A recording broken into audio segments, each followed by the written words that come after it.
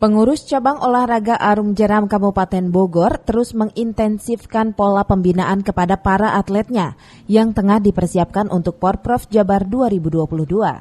Meski saat puasa para atlet tetap melakukan latihan, hanya saja latihan disesuaikan dan berbeda pada hari biasanya. Pemantauan latihan juga terus dilakukan pengurus FAJI, bahkan Ketua Umum FAJI Kabupaten Bogor kerap memberikan motivasi dan terjun langsung ke sungai untuk menjalin kebersamaan bersama para atlet, pelatih, dan pengurus.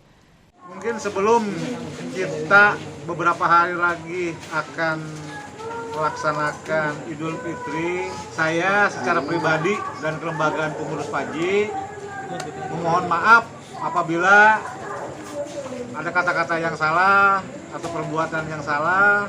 Begitupun mungkin teman-teman semua, ya ada kesalahan saya insya Allah memaafkan. Alhamdulillah. Ini tidak ada agenda lain Pak Asep Tahmid, kita hanya buka puasa bersama menjelang Idul Fitri.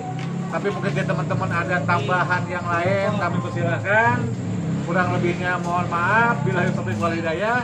Wassalamualaikum warahmatullahi wabarakatuh.